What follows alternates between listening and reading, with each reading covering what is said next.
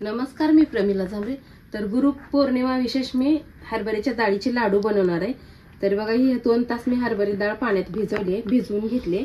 तर ह्यात जे ओलसरपण आहे ते आता आपल्याला कमी करण्यासाठी मी गॅसवर तवा ठेवलेला आहे आणि त्या तव्यामध्ये थोडीशी डाळ भाजून घेणार आहे, म्हणजे ह्यातलं पाणी आटलं जातंय।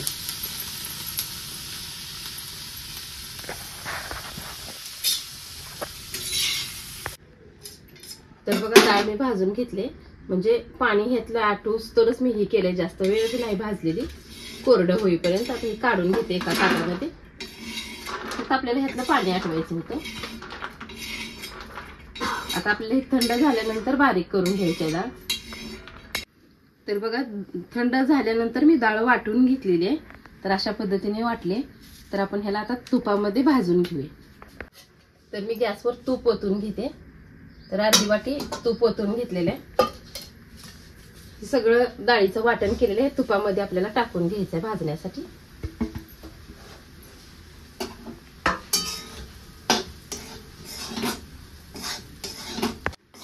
आवाज फिवाज नाही चालू केली माहिती नाही। तर बघा, हे आपल्याला छान असं पीठ भाजून घ्यायचं आहे। ह्याचा ओलसरपणा आणि खमंगपणा, ह्याचा कच्चापणा पण वास जावा, तर तोपर्यंत ही भाजते। तिकडे मी पाक ठेवते।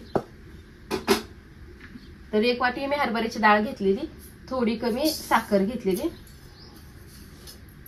अर्धी वाटी ह्यात पाणी ओतून घेतले मी पाक करण्यासाठी।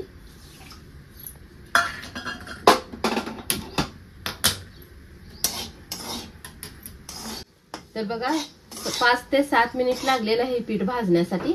तर मी चांगलं भाजलेलं आहे, त्याला एका ताटामध्ये काढून घेते।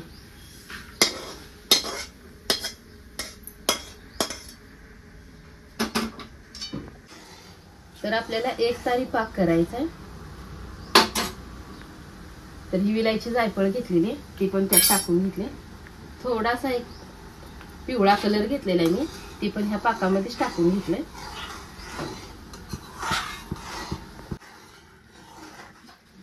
तर आता कडणी ह्याला जी साखर चिटकायला लागली, चांगली अशी 1 तारी पाक आपला झालेला आहे। तर मी ह्या पिठामध्ये ओतून घेते।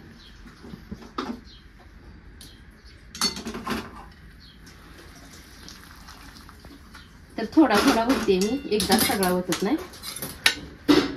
ते गरम असतंय, त्याच्यामुळे आपल्याला हे उलटण्याने किंवा चमच्यानंच हे मिक्स करायचं।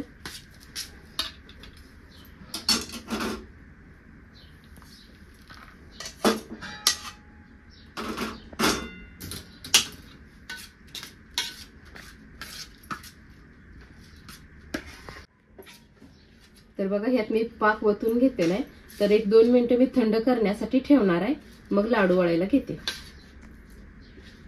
बघा, आता थंड करून घेतलेलं आहे, मी लाडू वळायला घेते। लाडू आपल्याला किती मोठं किती छोटं त्याच्या अंदाजाने बांधायचे।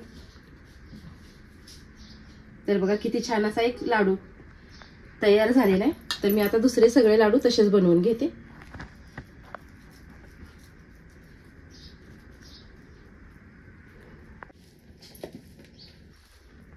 तर बघा, हरभऱ्याची डाळ मी भिजवून ही लाडू आज बनवले होते। तर गुरु पौर्णिमा विशेष मस्तपैकी असे लाडू तुम्हीही बनवून बघा। माझा व्हिडिओ आवडला तर नक्कीच लाईक करा, सबस्क्राईब करा। फेसबुकवर बघत असाल तर फॉलो करा।